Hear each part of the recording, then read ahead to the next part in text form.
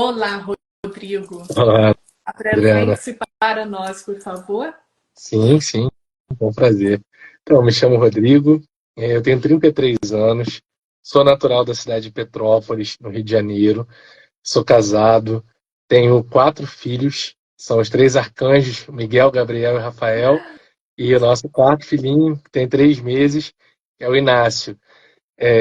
Eu tive a oportunidade, a graça de ser encontrado por Jesus, assim, né? Ter feito a minha primeira experiência com Cristo aos meus 12 anos de idade, no encontro de adolescentes aqui da Diocese, chamado FAC, Formação de Adolescentes Cristãos. Então, tem 21 anos que eu fiz essa experiência, e eu digo isso sempre, assim, que a minha vida foi totalmente moldada a partir dessa experiência. Foi dali que Deus foi me dando e me ensinando a ser quem eu sou, assim, né? Gosto muito daquela definição teológica que apresenta Jesus como o homem que revela o homem ao próprio homem, assim, né? E de fato foi isso. Eu fiz essa experiência ainda na adolescência de ter tido esse encontro pessoal com Cristo e a minha vida foi sendo revelada para mim a partir dessa experiência de encontro com o Senhor. Então foi dali que veio o reconhecimento da minha vocação na psicologia, que é a área na qual eu me formei, na qual eu atuo primordialmente, né, até hoje. Foi também ali que eu reconheci o chamado à vocação matrimonial, à paternidade, enfim, vários processos que decorreram dessa experiência anterior. Então eu diria que assim, o que é mais importante sobre a minha vida, né? Saber que eu tenho essa experiência pessoal com o Senhor que foi absolutamente transformadora para mim, a minha família, que é a minha principal vocação, meu principal chamado, minha esposa e meus filhos, e a minha vocação também profissional, que é a atuação com a psicologia. E aos 12 anos de idade. Que bênção, hein? Realmente, que maravilha. E É verdade. hoje, qual a sua área, qual o seu foco na área de psicologia? Então, na psicologia, eu atuo com a psicoterapia clínica, atendendo primordialmente online, assim, né? E eu atuo com base numa corrente psicoterapêutica chamada logoterapia. Inclusive, vai ser uma base importante para a nossa conversa hoje aqui. A logoterapia, ela foi desenvolvida por um psiquiatra austríaco chamado Viktor Frankl. E ela tem uma perspectiva muito alinhada assim, com aquilo que a gente crê do ponto de vista da fé. Ela conversa muito, inclusive eu conheci a logoterapia antes de fazer psicologia, eu conheci através da fé.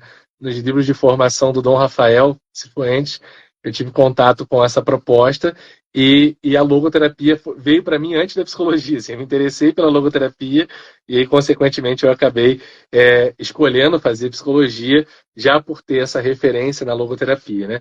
Então, dentro da área da psicologia, eu atuo prioritariamente com atendimentos clínicos online com base nessa orientação logoterapêutica, e eu também trabalho no ramo da educação. Eu sou atualmente diretor de escola. Essa minha mudança de Petrópolis para Juiz de Fora se deve a isso. Estou assumindo a direção de uma escola em Juiz de Fora, em Minas Gerais. Estou iniciando esse trabalho lá agora, visando, né, o ano de 2024. Então eu tenho essas duas principais frentes de trabalho, assim, a educação e a psicoterapia clínica. Que maravilha! Então, você trabalha com jovens e Sim, com certeza você tem muito a acrescentar na educação, na escola, né? Que Deus abençoe essa mudança, esse amém. novo desafio. E o tema de hoje é muito importante porque muitas pessoas, todas as pessoas passam ou vão passar por isso.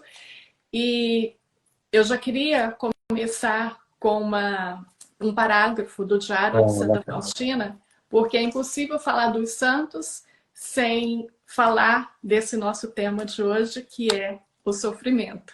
E Sim. muitas pessoas, inclusive cristãos, fazem a pergunta: se Deus é tão bom, por que ele permite o sofrimento? Então, para a gente entender essa pergunta, a gente precisa evoluir muito. E os santos nos ensinam isso. E eu queria. Essa é uma frase muito forte, tem muito impacto já de início, mas eu vou começar com ela, porque faz a gente refletir muito. E Santa Faustina, ela escreve no parágrafo 1804, ela diz assim: os anjos, se pudessem invejar os homens, eles invejariam duas coisas. A primeira é a recepção da Santa Comunhão, quando a gente recebe a Eucaristia. Uhum. E a segunda, o sofrimento. Como isso é possível? Ao longo da nossa conversa, talvez a gente tenha a resposta. Nossa, muito, muito forte, realmente. E assim, acho que a primeira provocação que você traz, que é muito interessante, assim, é o problema do mal, né? Você formula na nossa conversa o problema do mal, que sempre foi uma grande questão na filosofia, sempre foi uma grande questão na teologia, e é uma grande questão para cada um de nós. Quando a gente se depara com o sofrimento e com o mal da nossa vida, é hora que, por mais que a gente, teoricamente, tenha o entendimento, a crença na presença de Deus, é hora que a gente se questiona, meu Deus, cadê Deus agora, né? Onde está Deus nesse momento de sofrimento, assim? E de certa forma, o nosso Senhor mesmo experimenta essa dor e essa ausência quando ele, na cruz, né, no ápice do sofrimento de cruz, ele se dirige ao Pai, perguntando por que me abandonastes, né? Por que me abandonastes? Porque o sofrimento, ele gera no ser humano exatamente essa experiência do abandono, assim. É aquela constatação de que, cara, parece que diante dessa dor, Deus não está aqui. Eu até posso saber que ele está, mas eu não sinto. Eu não visualizo a presença de Deus quando eu experimento o sofrimento, assim. Então ela se torna uma grande questão para nós, seres humanos. Por mais que ela se torne uma grande questão para nós, é importante a gente entender que é inevitável passar por essa experiência de dor, né? Aí, fazendo uma ponte com a logoterapia, o Viktor Frankl ele fala sobre uma tríade trágica, Adriana, que todo ser humano vai experimentar em algum momento. Ele diz que todos nós vamos experimentar a dor, a gente vai passar pela dor, a gente vai passar pela culpa e a gente vai passar pela morte. Ou seja, nós vamos sentir dor, seja ela física, seja ela emocional. A gente vai experimentar a sensação de culpa pelos nossos erros, pelas nossas falhas, nossos pecados, etc e tal. E nós vamos experimentar a morte, que é o ápice do sofrimento ali, vamos dizer assim, né? Seja a nossa morte particular, seja a morte de um ente querido, de um amigo, de um familiar, etc e tal. Então, esses problemas se colocam diante da gente de maneira inevitável.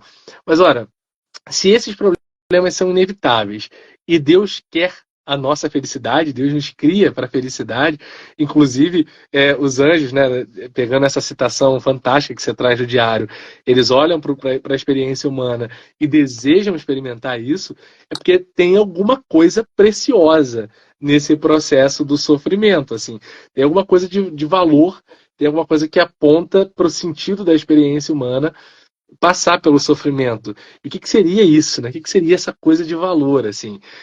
Aí a gente pode pegar duas perspectivas aqui de leitura que são importantes para a gente pensar, assim. A primeira delas está em Santo Agostinho.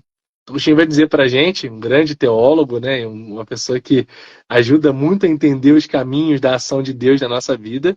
Santo Agostinho vai trazer aquela constatação de que Deus não permite que nenhum mal aconteça em nossa vida sem que desse mal ele possa extrair um bem maior. Então, eu acho que essa perspectiva é muito importante, assim, a gente visualizar. Que não importa o tamanho do sofrimento que a gente esteja enfrentando. E às vezes ele pode parecer gigantesco, né? E só quem está passando pela experiência de dor e sofrimento sabe o quão grande e quão intensa ela é. Então eu não consigo dimensionar o tamanho do sofrimento que você que está assistindo a gente está enfrentando ou já enfrentou. O que eu consigo dizer é que o que Deus tem preparado para você é maior do que esse sofrimento que você está enfrentando. Então, quando a gente dimensiona isso ajuda a reler a nossa história, assim, né? É olhar para aquilo que foi muito duro, é olhar para aquilo que foi muito difícil, é olhar para aquilo que é, cara, muito penoso e pensar, isso aqui é uma prefiguração de uma graça que vai ser muito maior do que esse sofrimento. Né? De alguma forma... Só um parênteses. Talvez tenha um santo que já falou isso. Talvez a gente só saiba da magnitude dessa glória após a morte. Sim, sim, com certeza. Com certeza. E isso é uma das principais constatações que a gente precisa ter o tempo todo, assim, né?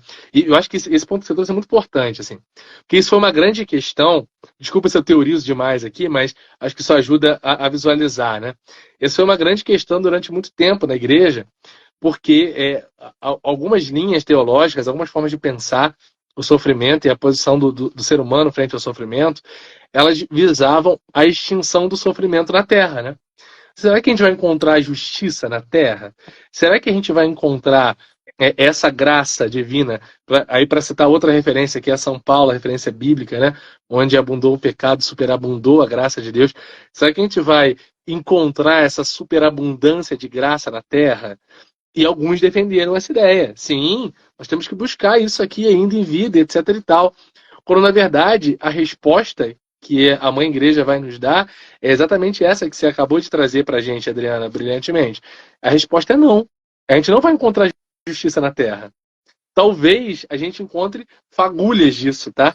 Talvez a gente tenha a graça de experimentar alguma resposta, alguma vitória importante que vai ajudar a reinterpretar muita coisa. Mas a promessa para a gente não é na Terra. A nossa promessa é o céu. O céu é o lugar onde toda lágrima será enxugada. Ou seja, essa promessa que a gente recebe de céu, que nos é dado através do sacrifício do nosso Senhor, ali sim, ali todo o sofrimento, tudo aquilo que não tem explicação, tudo aquilo que a gente não consegue acessar ainda, porque a nossa inteligência e compreensão é limitada, a gente vai ter a graça de experimentar na plenitude da graça essa visão beatífica de Deus, né? Essa visão de Deus face a face, que vai enxugar todas as nossas lágrimas, todas as nossas dores.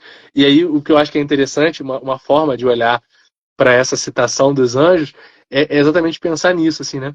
Como os anjos conseguem entender essa conexão entre a grandeza do sofrimento, o impacto do sofrimento, mas a pequenez que esse sofrimento tem diante da graça do céu. Eu acho que eles entendem o quanto isso primeiro, um caminho de preparação e de santificação para a gente, né? E segundo, como isso, diante de tudo aquilo que a igreja já nos ensina, que os santos nos ensinam, nos ajuda a apontar para a realidade da grandeza do céu. Nossa, se me impacta tanto essa dor, se me impacta tanto esse sofrimento, se me impacta tanto essas injustiças, quem dirá o impacto que vai produzir sobre mim a graça do céu, que é maior do que tudo isso. A graça divina, que é maior do que todos esses intempéries que a gente experimenta na vida, né? E tá aí a importância da gente saber sofrer, né? Porque até isso a gente tem que aprender. E ninguém melhor que os santos para nos ensinar a como sofrer. E por que eles... não é que eles gostam de sofrer, mas eles têm uma visão diferente do sofrimento. Exato. Porque quando você ama uma pessoa, você quer ser parecido com ela. E é isso que Santa Faustina fala. Ela é tão próxima de Jesus que ela quer se assemelhar a ele. E ela fala que é no sofrimento quando nós mais nos assemelhamos a Jesus. Então, Sim. os santos se alegram por isso. Porque é aí, nesse momento, que eles se sentem mais próximos de Jesus e eles estão compartilhando daquela dor que jamais será igual à tamanha dor que Jesus sofreu por nós. Então, ela ensina também que por isso que é importante, no sofrimento, não olhe para si, olhe para a cruz. Porque quando você olhar para a cruz, você vai meditar no sofrimento de Jesus. E quando você medita no sofrimento de Jesus, seu sofrimento se torna leve. Exato, exato. E que bacana esse olhar do não olhe para si, olhe para a cruz. Isso também tem uma ponte de ligação direta com a perspectiva logoterapêutica. Assim. A logoterapia, o Viktor Frankl vai dizer, né, que todo o nosso sofrimento, para que a gente consiga enfrentá-lo, e aí a gente vai entrando mais diretamente no nosso tema propriamente dito, nesse enfrentamento do sofrimento, ele passa exatamente por um processo que na psicologia a gente chama de autotranscendência. É bonito esse olhar e essa ideia, assim. O que significa autotranscender? Significa conseguir ir além de mim mesmo, não ter o olhar voltado para mim, E aí, por isso que essa ligação é muito direta, assim, né? Não ter esse olhar ensimesmado, não ter esse olhar voltado para o meu próprio umbigo, mas olhar para além de mim, olhar para fora. E quando eu olho para fora, quando eu olho além de mim, eu consigo perceber que a vida me ultrapassa, sabe? Que é muito mais do que aquilo que eu estou experimentando naquele momento. E aí eu consigo olhar para a cruz e me recordar do sacrifício de Cristo por mim. Eu consigo olhar para as pessoas que estão sofrendo e praticar um ato devocional, espiritual importante, que é a oferta do meu sofrimento. Como isso ajuda a gente, o pessoal que está nos assistindo, né? Ter essa prática devocional de ofertar o nosso sofrimento. Caramba, eu estou passando por uma situação tão difícil, estou lidando com um caso de doença na família, ou estou lidando com desemprego, ou estou lidando com um momento, enfim, desafiador aqui na minha vida, e eu não consigo superar isso agora. Mas o que eu posso fazer? Eu posso ofertar esse meu sofrimento pela santificação das almas.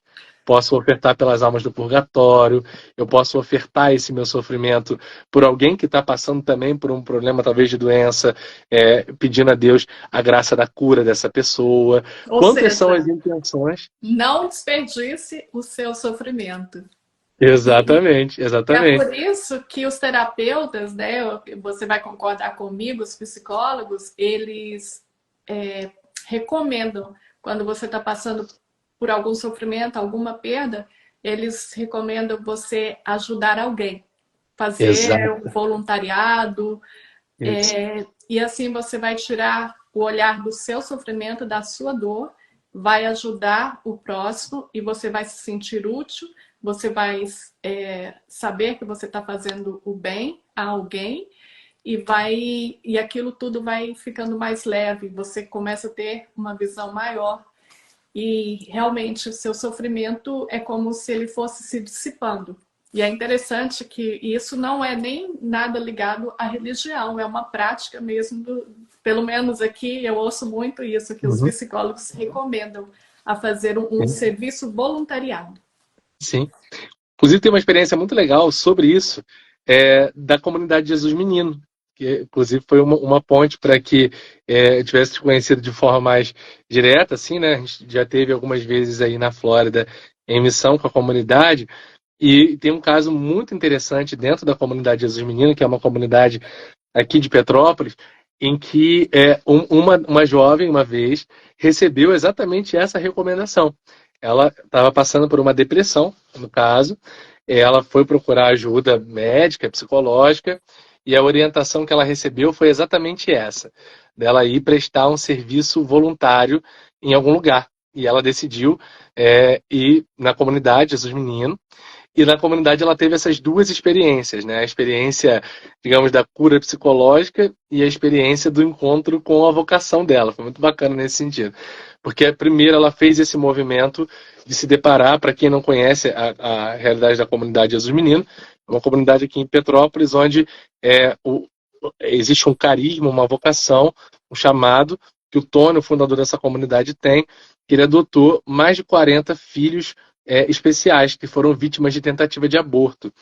Então, essa pessoa, por exemplo, ela foi prestar um serviço voluntário e ela conviveu com essas crianças dentro dessa comunidade, que é uma grande família, assim. E a convivência com essas crianças, com a história de vida dessas crianças e adultos também, né, que tinham passado por essa experiência ali de abandono, de sofrimento, de violência, fez com que ela percebesse que o sofrimento dela, isso nas palavras dela, tá? Não sei o que eu estou dizendo, eram muito pequenos diante daquilo que ela estava vivenciando ali. Então ela percebeu que aquele sofrimento que parecia um gigante para ela era superável, assim, né? Ela conseguiria superar aquilo. Então o primeiro movimento foi esse movimento da cura da depressão. Então, ela faz o exercício ali e supera a depressão. E o segundo movimento que ela vivenciou dentro dessa perspectiva da autotranscendência e da saída foi que a abertura do coração dela foi o caminho necessário para que Deus conseguisse revelar a ela a vocação dela, e ela também foi vocacionada, foi chamada a adotar especiais, e ela seguiu depois um caminho muito bonito da vocação a partir do contato com a comunidade. Então, só para exemplificar Rodrigo, o quanto... desculpa, eu tenho que fazer uma pergunta. Claro. Quando você esteve aqui na Flórida? Eu fui aí 2 vezes esse ano. Eu fui Não, não, no meio só um do ano momento. agora. Eu acho que a gente se conhece, eu acho que a gente se encontrou. Sim, muito provavelmente. Eu tive aí em julho, só que em Ah, julho eu acho que eu não fui perto de você. E eu fui em março, que foi no grupo de a oração Del Rey, não é? gente se encontrou. Isso. Você começou a falar agora e veio tudo aqui à mente. Ah, o Tony, eu fiz uma live com ele, inclusive, quando você falou Aham, da comunidade. aham. Aí veio tudo à mente. Olha só que interessante. Eu não tinha a menor ideia. Que legal. Não, eu lembrava Então de a você. gente se conhece sim. Sim, Olha aí. é. Bom, a gente se encontrou pessoalmente. Sim, sim. Acabei de constatar isso agora que você falou. E olha só como é interessante. Ele teve, inclusive vocês já viram aqui, uma igrejinha que geralmente eu coloco Uhum. quando eu vou lá na missa, quando tem missa em português na quarta-feira, e foi lá justamente para falar sobre essa comunidade. Ah, Que que legal. interessante, que bom, muito Muito bom. bom. Essa comunidade assim, é tão interessante que quem estiver no Rio vale muito a pena conhecer, Uhum. porque é um trabalho único. Sim. Vale muito a pena conhecer. Eu sempre digo isso, assim, Adriana, partilho com as pessoas e falo isso com muita propriedade, assim. Tive a oportunidade de conhecer muitos trabalhos de evangelização, sou muito grato a Deus por isso, mas eu nunca vivenciei uma experiência tão viva do evangelho quanto eu vivencio quando eu vou à comunidade, assim. Porque, de fato, é uma concretização muito bonita dessa vocação da família de Nazaré, assim, né? A gente percebe ali a fragilidade de Jesus menino sendo cuidado por aqueles que têm a vocação, o chamado de darem continuidade à missão de Maria e de José, que é de acolherem esse menino Jesus no mundo, assim, né? Então é um trabalho lindo que a comunidade faz, que concretiza, essa passagem sempre me marcou muito, assim, né? Que é a passagem que inclusive também fala, de certa maneira, sobre o sofrimento, aqui sobre uma outra perspectiva, que é da acolhida àqueles que sofrem, né? Que é a passagem de Mateus 25:31, quando Jesus nos diz isso, né? Quando ele fala traz a imagem do julgamento ali, do vinde benditos de meu Pai, porque tive fome, me deste de comer, tive sede, me deste de beber, e na comunidade eu visualizo isso de forma muito clara, assim. Há uma compreensão clara de que Jesus está naquelas pessoas, Jesus está naqueles meninos, e esse exercício de acolhimento e de amor a Cristo que está presente naquelas vidas é muito vivo, muito presente, muito bonito. Então, fica esse convite. O povo que é aqui de perto, Rio de Janeiro, São Paulo, Minas, venham conhecer, vale muito a pena a experiência na E comunidade. é muito visível a prática das obras de misericórdia ali. Sim, sim, é verdade. É verdade. Ah, que maravilha, que bom. Olha aí, a gente vai conversando e vai descobrindo. Que bom, Rodrigo, muito bom. E outra coisa desse tema, que é um tema assim muito ao mesmo tempo que todo mundo conhece, é um tema muito extenso, principalmente Uhum, dentro da nossa religião católica, né? uhum, Porque muitos acham que o sofrimento está ligado a um pecado seu, a algo que você sim. cometeu, Jesus vai lá e te oferece aquilo como um castigo. Então, você tem várias maneiras de visualizar, de sentir aquele sofrimento, né? E aí onde os santos nos ensinam também, porque quanto maior o sofrimento, eles se sentem mais especiais e falam também, né? Nossa, Jesus deve amar muito essa pessoa, porque não tem como você experimentar o sofrimento e pode até acontecer, mas a maioria das vezes você vai aprofundar na fé, você vai procurar Jesus e ali você vai encontrar Jesus. Quantas pessoas encontraram Jesus porque estavam passando por uma perda, por uma doença e experimentaram também a graça, a conversão, Uhum. o amor, que de outra maneira não iriam vivenciar essa proximidade com Jesus. Exato. Aqui tem dois pontos que me vêm ao coração a partir da tua fala, assim, Adriana. Acho que o primeiro deles É exatamente essa noção de que Deus não nos dá uma cruz maior do que a gente é capaz de carregar, né? Então, eu acho que essa compreensão do sofrimento é sempre interessante, assim.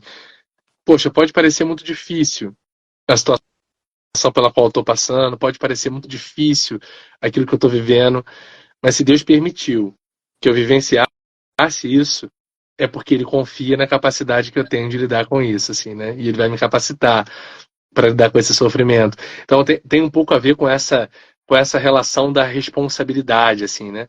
Deus nos pede aquilo que nós somos capazes de fazer. Deus nos permite vivenciar aquilo que nós temos condição de lidar. Então, se Deus nos dá um desafio grande, ele está confiando muito na gente, assim, ele confia algo muito grande, muito precioso, muito significativo a gente, e é por isso que a gente está enfrentando, lidando com aquela situação desafiadora, porque ele nos dá as condições de superar. A segunda coisa dentro disso exatamente, vai ao encontro daquilo que nós estávamos falando sobre a oferta do nosso sofrimento, mas o alcance que Deus consegue oferecer, ou consegue proporcionar a partir do sofrimento que acontece na nossa vida, assim, né? Tem um caso que eu partilho assim com vocês de um grande amigo, uma pessoa muito preciosa para mim na minha vida, que passou por uma perda muito significativa, assim. A gente teve aqui em Petrópolis uma tragédia, né, natural no ano passado, 2022, fevereiro de 2022. A cidade foi muito afetada e eu tenho um grande amigo que perdeu nessa tragédia a esposa e os dois filhos, assim. É uma experiência extremamente Perdeu a dolorosa, família. perdeu a família toda. E foi uma experiência muito, muito pesada, muito dolorosa, assim. E era uma situação de, nos primeiros dias e acompanhando aquele sofrimento, né, de perto, ter aquela sensação de que, cara, como é que esse cara recomeça a vida? Como é que esse cara, sabe, qual é a ponte de reconexão? Porque se você perde, eu perdi minha casa, mas, cara, meus filhos estão aqui, minha esposa está aqui, sabe? Sei lá, você perdeu um filho, mas a esposa está ali, o outro filho está ali. Você perdeu tudo. É muito difícil você pensar nessa ponte de recomeço, assim, né? Então a gente conseguiu fazer um acompanhamento ali muito de perto, alguns amigos, e rezando com ele, a gente se revezava nas primeiras semanas para levá-lo à missa diariamente e estar junto com ele num momento muito difícil, muito doloroso. E hoje, com a graça de Deus, tem aí, vai fazer 2 anos, né, que tudo isso aconteceu. Cara, com a graça de Deus, é um milagre mesmo, eu diria que é um milagre mesmo, assim. Ele está muito bem. Ele está bem recuperado, trabalhando, conversando bem, sabe? Ele conseguiu, de fato, diante de uma falta de resposta, ele conseguiu, diante da presença de Deus, com uma fé muito fortalecida e muito madura, ele conseguiu encontrar novas respostas e novos caminhos na vida, assim, né?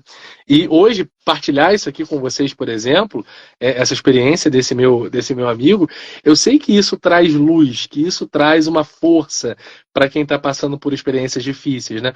Olhar para um sofrimento tão intenso e pensar, caramba, cara, se esse cara conseguiu, sabe? Se esse cara conseguiu dar esse passo, é possível também conseguir lidar com a dor que eu estou enfrentando nesse momento.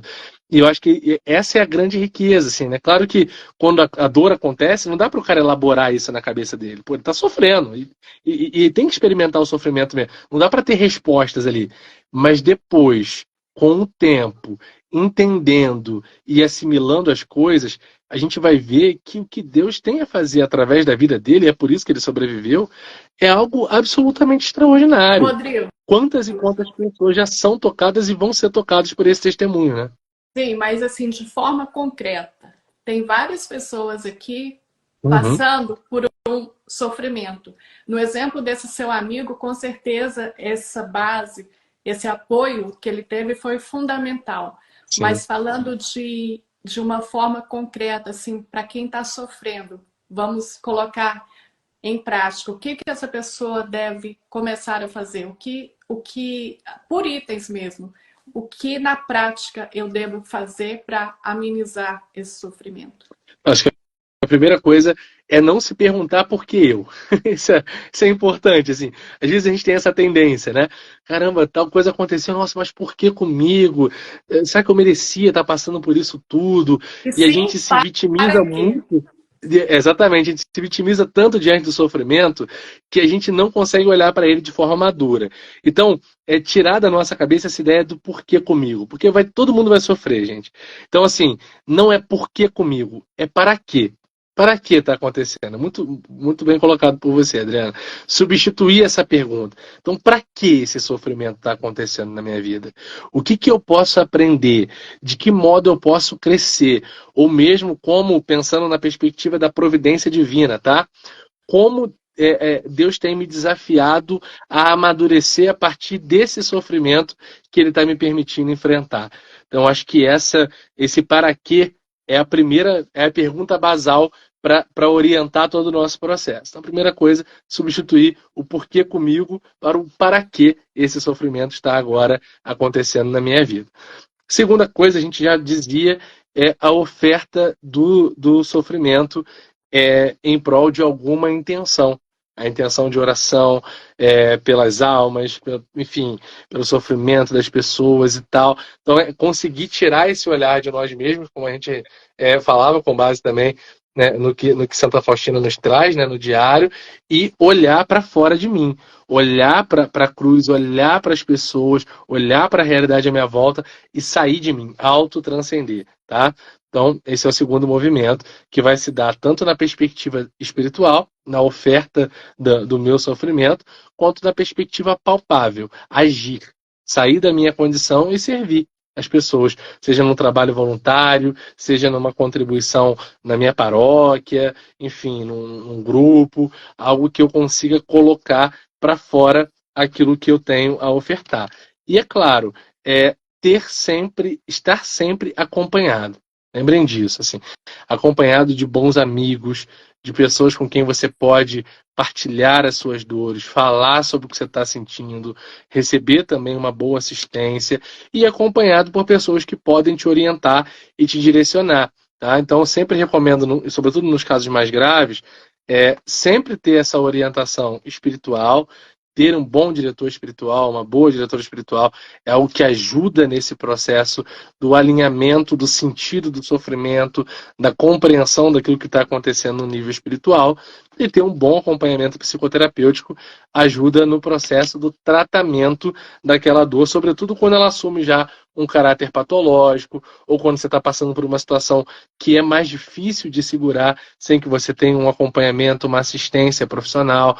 Então, esses também são caminhos que ajudam, né? Então, eu diria que mais ou menos por aí, assim, né?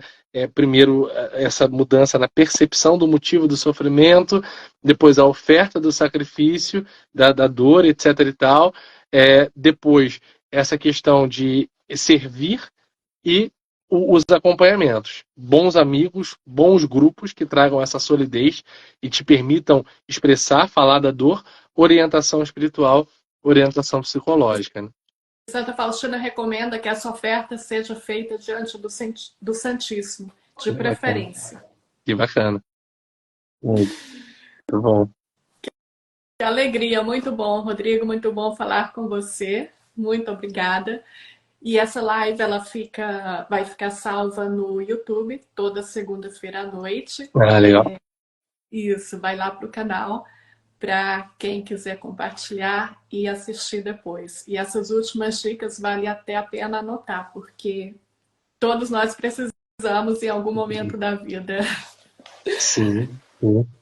Muito obrigada, que Deus abençoe a sua mudança, o seu novo trabalho e que a gente possa se encontrar mais vezes aqui, porque um psicólogo tem sempre muito a falar, nos ensinar. Sim, eu agradeço, Adriana, agradeço muito pela oportunidade, pelo convite. Foi uma alegria imensa estar aqui com vocês nessa tarde. Agradeço a todas as pessoas que nos acompanharam. Até meus filhos estavam me assistindo, estou na casa da minha sogra. Em um dado momento ela comentou aqui que eles estavam lá assistindo com ela. Fico feliz por todas as pessoas que nos acompanharam aqui. E só com um recadinho final, assim, né? Lembrar que não está tanto no campo da psicologia, mas no campo da espiritualidade, da fé. Lembrar que na nossa fé o sofrimento e a dor nunca têm a palavra final, lembrem disso, assim, né? Que nós passamos pela Sexta-feira da Paixão, que nós experimentamos a dor, sim, a dor faz parte do processo de amadurecimento do cristão. Não acreditem nunca, só para pegar um paralelo naquilo que você falou também antes, Adriana, não acreditem nunca numa oferta de fé que exclui o sofrimento, né? Se você vê algum cristão dizendo pare de sofrer, vem para a minha igreja e pare de sofrer, faça essa experiência e pare de sofrer, pode saber que é charlatanismo, isso Não é do não é evangelho. cristianismo. Exatamente. Isso não é a proposta da nossa fé. Não que a gente queira o sofrimento, não que a gente deseje o sofrimento, não. Mas que o sofrimento faz parte. A Sexta-feira da Paixão faz parte do nosso percurso para experimentar a Páscoa da Ressurreição, né? Só que ela não é a palavra final. A sexta-feira passa e a ressurreição vem. Então, a nossa palavra final é a palavra da salvação, é a palavra da reconciliação, é o experimentar, com a graça de Deus, que nós sejamos dignos um dia do céu, é experimentar esse lugar onde toda lágrima será enxugada. Amém. E agora eu convido você a se inscrever neste canal, compartilhar e vamos divulgar a misericórdia divina. Jesus, nós confiamos em vós. Jesus, nós confiamos em vós.